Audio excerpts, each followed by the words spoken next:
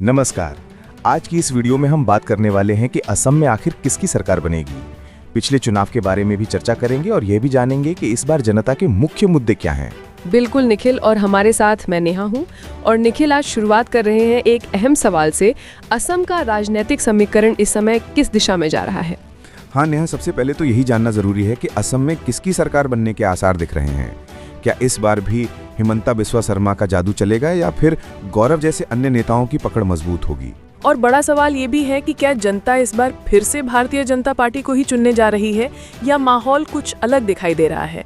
देखिए, उस चुनाव में भाजपा नेता गठबंधन यानी एनडीए ने कुल 75 सीटें जीती थी, जिसमें भाजपा को 60 सीटें मिली थी, एजीपी को 9 और यूपीपीएल को 6।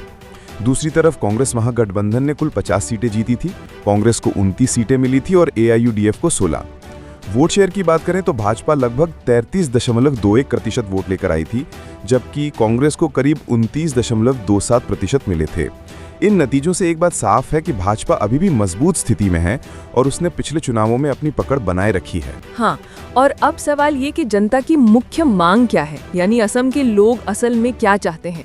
अगर सीधा शब्दों में कहें तो पिछले कुछ सालों में असम की जनता की जरूरतें जरूरी जिंदगी वाली रही हैं, ना कि केवल बड़े राजनीतिक वादों वाली। सबसे बड़ी और पहली मांग है रोजगार। बेरोजगारी बड़ी समस्या बन चुकी है।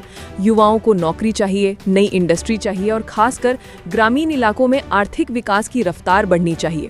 सरकार अगर रोजगार दे सके तो जनता का समर्थन अपने आप मजबूत होगा। बिल्कुल। और दूसरा मुद्दा है महंगाई। ये लोगों के लिए सबसे बड़ा दर्द बन चुका है। खाने पीने की चीजें, बिजली, परिवहन सब महंगे। जनता चाहती है कि महंगाई पर काबू लगाया जाए ताकि उनका बजट संतुलित रह सके। तीसरी बड़ी मांग है सड़क, बिजली और पानी। बुनियादी ढांचे का मसला है। ग्रामीण असम में आज भी अच्छी सड़कों का अभाव है, बिजली लगातार कटती बढ़ती रहती है और पानी की सुविधाएं पूरी तरह सुलभ नहीं है। जनता दर दर नहीं भटकना चाहती, उन्हें घर तक बिजली, हर समय पानी और पक्की सड़क चाहिए। और इसके साथ शिक्षा और स्वास्थ्य भी बहुत गंभीर मुद्दे हैं। माता पिता अपने बच्चों को अच्छी स्कूलिंग देना चाहते हैं। बड़ी चिंता यही है कि स्कूलों की क्वालिटी बेहतर हो, टीचरों की उपलब्धता बढ़े और इंफ्रास्ट्रक्चर मजबूत हो। स्वास्थ्य सुविधाओं की बात करें तो अस्पताल, प्राथमिक स्वास्थ्य केंद्र और आपातकालीन सेवाएं, इन सभी में सुधार की जरूरत है। और हाँ, रिहायश भी एक बड़ी चिंता है। बहुत से असम वासी चाहते हैं कि ऐसी आवास योजनाएं आएं जिनसे वो अपना घर बना सकें या किराए की समस्या से बच सकें। अब बात करते हैं 2026 की संभावनाओं की। किसकी जीत की अधिक उम्मीद है? सबसे पहले भाजपा की। भाजपा अभी सत्ता में है और हाल के लोक स्तरीय चुनावों जैसे पंचायत चुनावों में भी उसकी पकड़ मजबूत दिखी है। मुख्यमंत्री हिमंता बिस्वा शर्मा का नेतृत्व भी मजबूत माना जाता है, लेकिन उनकी असली चुनौती यही है कि रोजगार, महंगाई और बुनियादी ढांचे जैसी जनता की मूलभूत जरूरतों पर उन्होंने कितना काम किया है।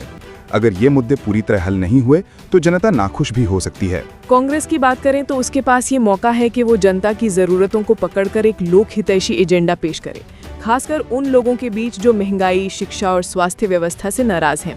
लेकिन कांग्रेस को ये भी साबित करना होगा कि वो सिर्फ वादों की नहीं बल्कि उन्हें पूरा करने की क्षमता भी रखती है, क्योंकि पिछली बार उसकी सीट संख्या सीमित रह गई थी। अब आते हैं क्षेत्रीय दलों पर। असम में क्षेत्रीय दलों का असर हमेशा महत्वपूर्ण रहा है। एजीपी हो या नई सक्रिय पार्टियां।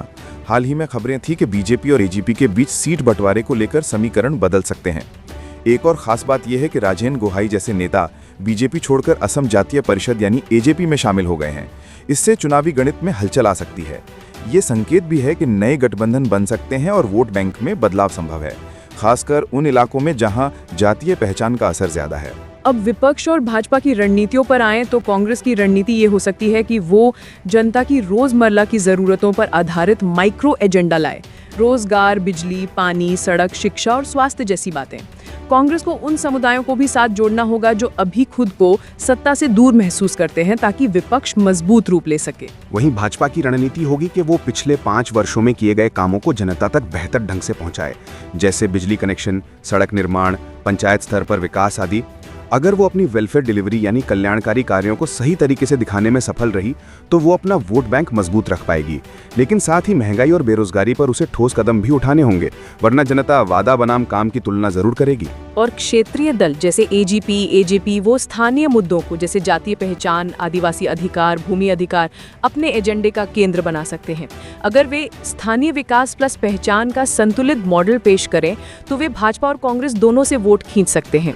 नई गठबंधन गठबंधन रणनीतियां भी बनना संभव है। हो सकता है एजीपी और अन्य स्थानीय दल मिलकर लोकहित जन गठबंधन बनाए जो रोजगार, महंगाई और इंफ्रास्ट्रक्चर को प्राथमिकता दे। अब अगर बात करें कि जनता किसे आजमाना चाह सकती है, तो दो रास्ते हैं। पहला, जनता मौजूदा सरकार यानी भाजपा को एक और मौका दे सकती है, इस उम्मीद के साथ कि जो विकास की शुरुआत हुई है वो आगे बेहतर तरीके से जारी रहेगी और बाकी अधूरे काम पूरे होंगे। दूसरा रास्ता ये कि जनता विपक्ष, खासकर कांग्रेस या क्षेत्रीय दलों को मौका दे। अगर वो रोजगार, महंगाई, सड़क, बिजली, पानी, शिक्षा और स्वास्थ्य जैसी बुनियादी जरूरतों पर आधारित मजबूत एजेंडा लेकर आया। और अंत में यही सवाल जनता के सामने होता है कि क्या पिछले 5 सालों में उनकी अपनी जिंदगी में बदलाव आया? क्या नौकरी मिली? क्या बिजली पानी की व्यवस्था बेहतर हुई? क्या सड़कों में सुधार हुआ? क्या विपक्ष सिर्फ वादे कर रहा है या कोई भरोसेमंद रोड मैप भी दे रहा है? क्या क्षेत्रीय दल उनकी पहचान का सम्मान कर रहे हैं? इन सवालों के जवाब ही उनके वोट का फैसला तय करेंगे। तो निष्कर्ष यही है कि भाजपा भी मजबूत दावेदार हो सकती है, लेकिन ये इस बात पर पूरी तरह निर्भर करेगा कि उसने जनता की मुख्य जीवन मांगों को कितना पूरा किया है। कांग्रेस और क्षेत्रीय दल अच्छा प्रदर्शन कर सकते हैं अगर वे लोकहित जनगठबंधन और लोकहित प्लस स्थानीय पहचान को सही अंदाज में उठाएं। जनता की मांगे सिर्फ बड़े राजनीतिक मुद्दों की नहीं है, बल्कि रोजगार, महंगाई, सड़क, बिजली, पानी और शिक्षा और स्वास्थ्य जैसी रोजमर्रा की जरूरतें हैं। यही बातें इस चुनाव को तय करेंगी। कॉन्टिन्यूटी यानी भाजपा या चेंज यानी विपक्ष और क्षेत्रीय दल। बिल्कुल निखिल, और यही वजह है कि इस बार मुकाबला सिर्फ राजनीतिक दलों का नहीं है, बल्कि उनकी कार्यशैली की परीक्षा भी है। भाजपा का दावा है कि उसने असम में विकास तेज किया है, वहीं विपक्ष कह रहा है कि जनता को असली राहत नहीं मिली। ऐसे में निर्णय जनता के हाथ में है कि वो विकास को आगे बढ़ाने का मौका देती है या नई दिशा में कदम बढ़ाना चाहती है। सवाल यही है कि जनता किस पर भरोसा करेगी, भाजपा की निरंतरता पर या विपक्ष के बदलाव के वादे पर।